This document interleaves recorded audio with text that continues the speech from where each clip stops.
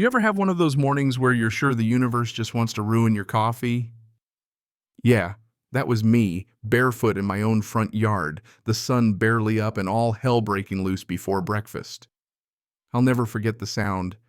I am so tired of your excuses. Just get out of my sight. That shrill voice cut right through the bird song. Then came a police shout, "Step away from the truck," and suddenly my day took a turn for the surreal. There she was, Karen, standing next to my old Chevy with her phone clutched like a badge, hollering to anyone who'd listen about rules and private property, even though it was my name on the deed. See, she just called the cops on me for parking on my own land. You can't make this up. I've told you people before, she screamed, waving at the officer like she was auditioning for some HOA reality show. He's not supposed to be here. The cop, God bless him, just looked from her to me, trying to figure out if he'd wandered onto a set for candid camera. "Sir, what's your name?" he asked.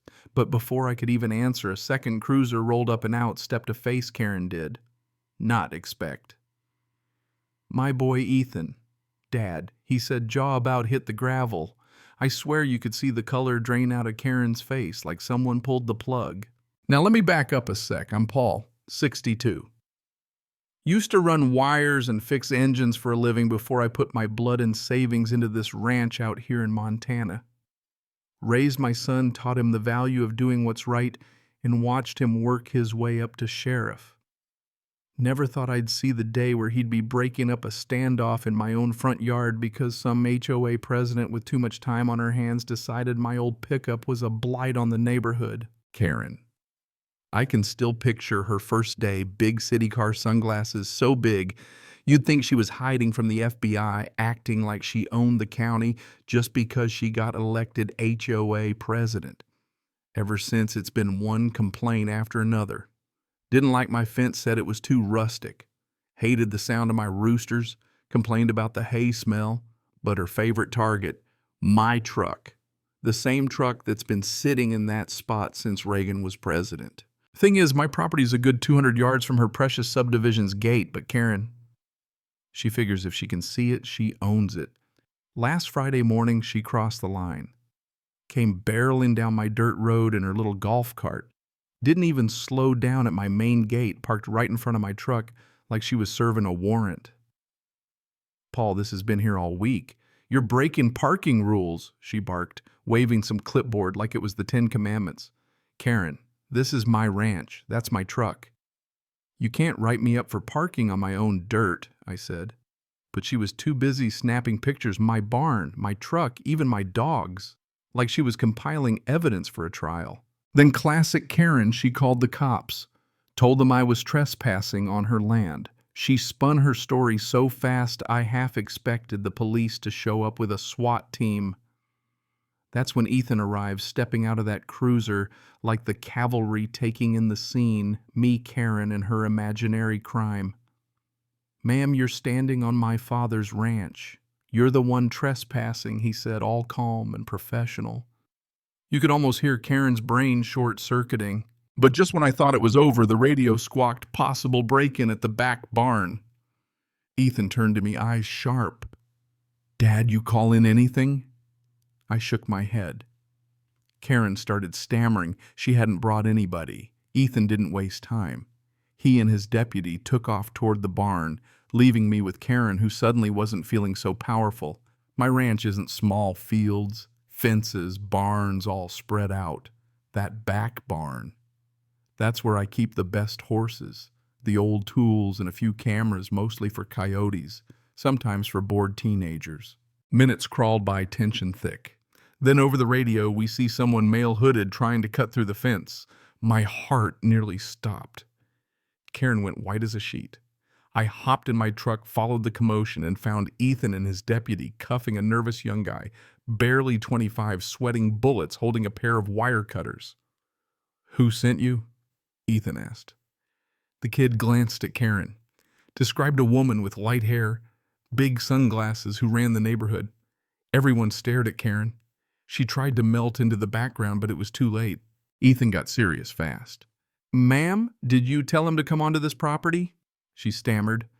"Denied it. then admitted she'd mentioned a shortcut. Ethan shook his head, no more warnings. The fence was damaged, my cows nearly spooked, and it was clear Karen had crossed from nuisance to liability. "Next time you'll face charges," he told her.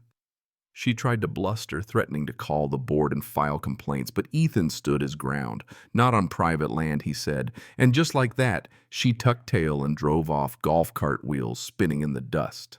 But that wasn't the end. Oh no. The next morning I found an official-looking envelope from the county tacked to my gate, notice of zoning violation. Karen had filed a complaint with the county accusing me of illegal buildings and improper land use, trying to get me tangled in red tape. I called Ethan. "She's dragging the government in now," he sighed. "You'll have to play it by the book, Dad." So I did, gathered permits, receipts, every dusty piece of paper since '87. Even walked the land with one of Ethan's deputies, documenting every chicken coop and hay shed. But then Karen showed up again, smug as ever, hinting she had friends who knew the system. Said she'd make my life miserable until I did things right. I warned her next time I'd file harassment charges. She laughed, but I could see her confidence was cracking. Then that evening, 2 police cars rolled up. Some rookie said they'd gotten a call about threats and weapons.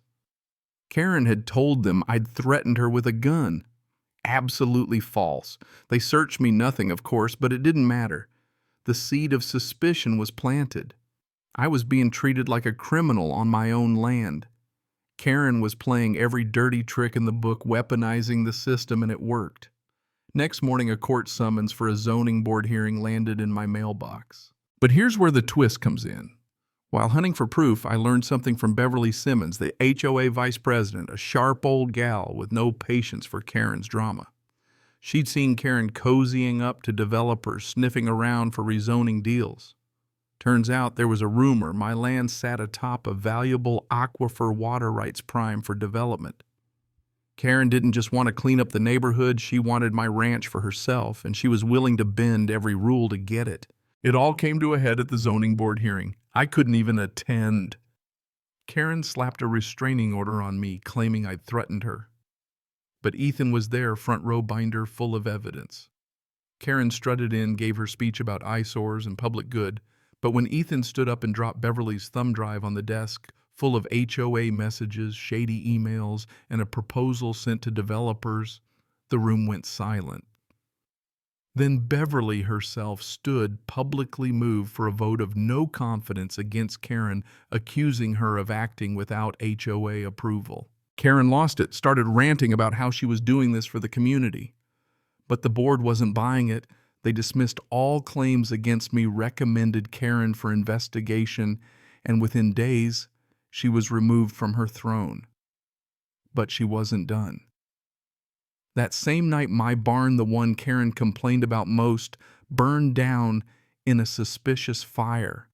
Investigators found a development flyer at the scene, Karen's name at the bottom. The town rallied around me, neighbors brought food, helped rebuild. Even kids painted "Monroe Ranch Forever" signs. It wasn't about the barn, though. It was about the memory of my late wife, the future for my son, the principle of standing your ground. When the dust settled, Karen skipped town. Her dirty tricks, her empire of paperwork and threats, all blown away. The restraining order dropped, zoning case closed, barn rebuilt stronger than before. So what's justice, really? Is it a court ruling a rebuilt barn, or the look in your son's eyes when he says, "I've got your back"? Dad, I don't know. All I know is out here we fight for what matters.